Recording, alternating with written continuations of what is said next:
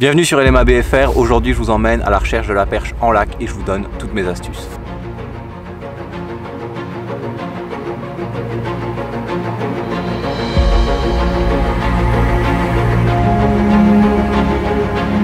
Yes, j'en ai, yes.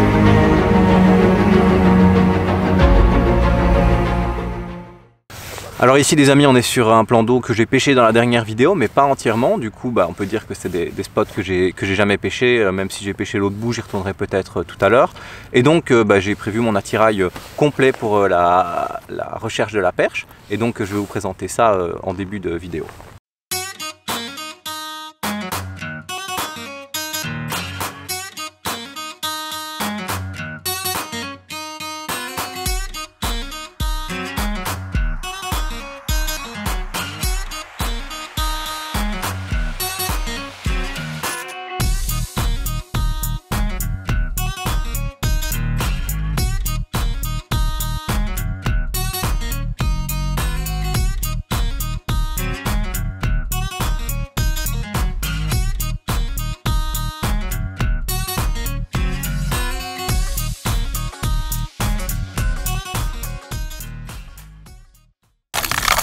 La première chose que je vais utiliser quand j'arrive dans des eaux claires, c'est les minots. Ici, un petit squirrel. J'aime bien les minots qui sont suspending pour pouvoir faire des longues pauses, pour laisser le temps à la perche de voir le minot, de venir, de le saisir.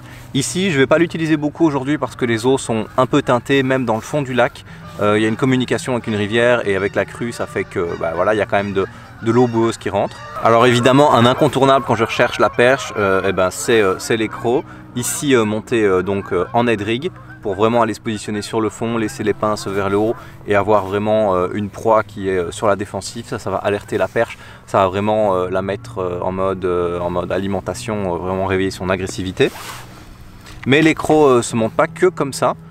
Quand je pêche très près de moi dans des structures, donc je la monte sur un texan. Ici vous voyez une petite croc en texan avec une petite TP chez Bourrasca 2 grammes. Et ça c'est quelque chose que je vais utiliser quand je pêche dans mes pieds, dans des structures qui sont vraiment très proches de moi, avec vraiment le poids le plus léger possible pour faciliter l'aspiration du leurre par le poisson.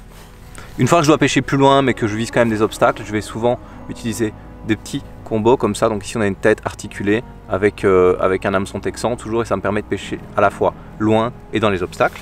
Une technique que j'aime beaucoup aussi, c'est tout ce qui est donc encore en head rig. On revient sur les têtes head rig. J'aime bien parce qu'elle se positionne vraiment sur le fond, elle relève le leurre. Et ici, un worm, tout simple, mais même chose, il va se positionner sur le fond.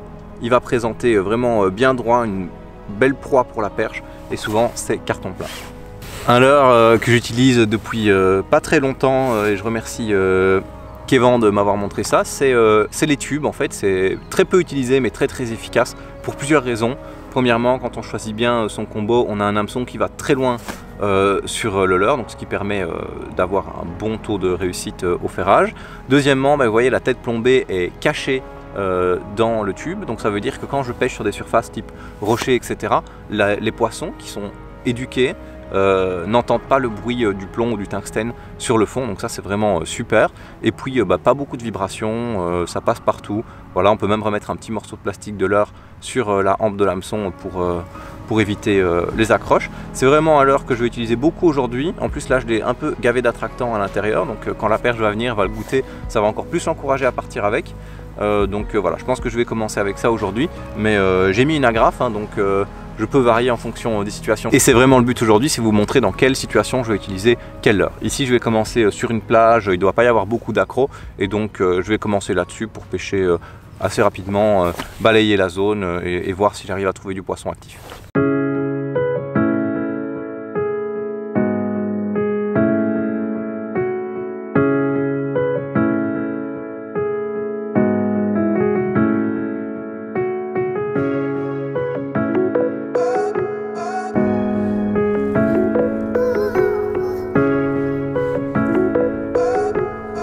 Je peux aussi vous parler des cannes que j'utilise.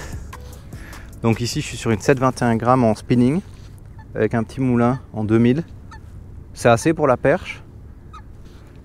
J'ai mis un fluoro assez gros, j'ai mis du 30 centièmes parce que tantôt je vais aller pêcher dans les obstacles et donc je vais pouvoir vraiment sortir le poisson rapidement de l'obstacle sans avoir de risque de casse. Donc voilà. J'aurais pu aussi pêcher en casting avec une canne un peu plus light au niveau de l'action pour mieux ressentir ma pêche. Mais je risquais de perdre en distance de lancer et vu que je ne sais pas où je vais trouver du poisson, je préfère pouvoir pêcher loin. Ah, elle l'a pris du bout de la gueule celle-là. Elle l'a pris du bout de la gueule. Yes! Oh là là! Ah, c'est une belle en plus. Elle ne peut pas venir, hein. Raté. Allez, petite, allez, allez. Elle est dedans. Elle est dedans. C'est vraiment dans mes pieds.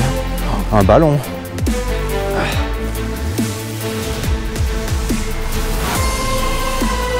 Et voilà les amis. Un magnifique poisson.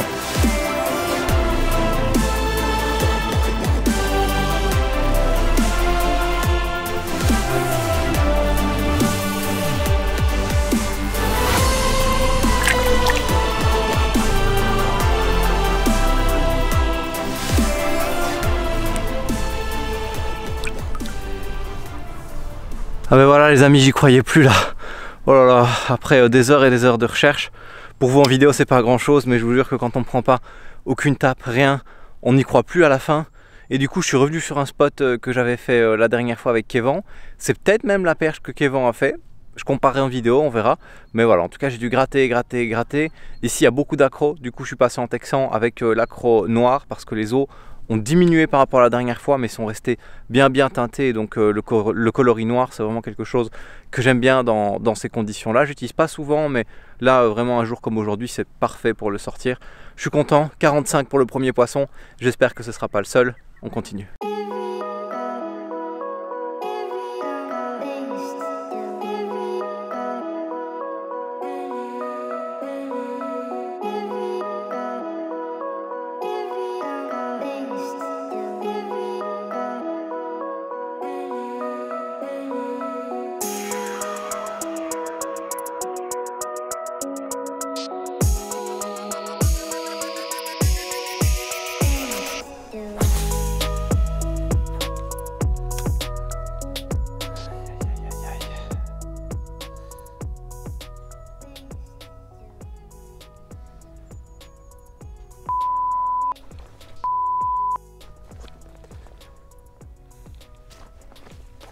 Bon, poisson raté.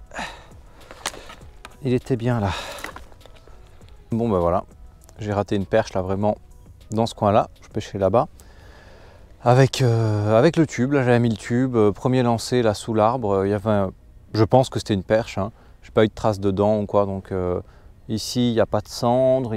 Normalement il n'y a que des perches et des brochets. Un peu déçu parce que vous voyez il n'y a pas énormément de poissons. Ça peut être dur. Mais bon, même si j'ai plus trop d'espoir.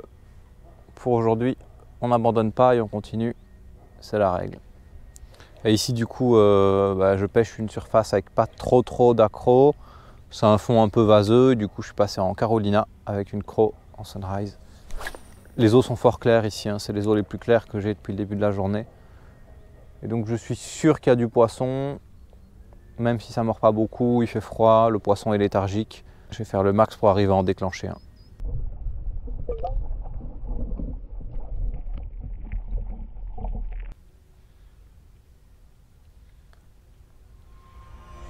Yes, yes, j'en ai un, yes. C'est gros. Ouh là là, c'est gros. C'est gros, c'est gros. Pff, les gars, c'est ouf. Je sais pas si vous voyez, vraiment, il y a de l'eau là qui bouge. C'était pas le cas avant. Et je me suis dit, pourquoi est-ce qu'il y a de l'eau qui bouge comme ça d'un seul coup? C'est pas une perche, c'est pas une perche. C'est pas une perche. Et j'ai pas compris. C'est pas un poisson qui fait bouger. Hein. Il y a un courant là qui s'est créé. Et ça a tiré du poisson. Yes. Jamais abandonné. Ah, c'est un beau brochet. C'est un beau brochet. Ouf.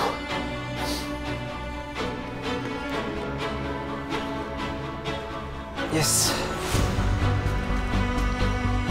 Ah, je sais pas s'il va rentrer. Il est dedans, yes, il est dedans. Yeah. Ah, c'est pas le poisson que j'étais venu chercher, mais une bûche pareille là, ça fait vraiment plaisir. On le remet à l'eau direct. On va oxygéner un peu et ça repart. Voilà les amis, poisson de fou, pas du tout ce que je voulais pêcher, mais c'est pas grave, ça fait quand même super plaisir. Alors comme je vous ai dit là, je suis passé sur un petit montage Carolina, donc un stop float, un plomb tungstène, une bille, un émerion, un bas de ligne, un hameçon texan avec l'accro, il lui manque une patte, forcément les dents ça coupe. J'ai eu de la chance, je l'ai pris dans le bord de la gueule, du coup il n'a pas coupé mon fluoro. Franchement ça aurait pu tourner très mal et surtout très vite à la touche s'il avait engamé un peu plus profond. Donc j'ai ferré directement, j'ai bien fait. C'était pas du tout la cible aujourd'hui, mais bon j'en fais jamais, alors je suis super content. Je rate quand même une perche, j'en sors une de l'eau, donc l'objectif perche est quand même rempli. Il reste encore 1 heure ou 2 avant que le soleil se couche, je vais continuer. Bon bah voilà les amis, on arrive à la fin de cette vidéo, merci beaucoup de l'avoir suivi. Au final, bah, c'est pas une session folle, mais ça reste une très belle session avec une belle perche, un beau brochet, une probablement perche ratée. Donc c'est la croc qui se sera démarquée encore une fois aujourd'hui. Vous voyez que j'aime vraiment bien pêcher avec cette croc, elle me rapporte beaucoup de poissons coloris en noir et le sunrise. Et le tube là sur lequel j'ai raté un poisson, je vais continuer avec le tube parce que je pense que ça a du potentiel. Je vous en reparlerai sûrement dans d'autres vidéos. Sur ce, si vous avez apprécié la vidéo, n'hésitez pas à laisser un commentaire et je vous dis à la prochaine. Ciao ciao.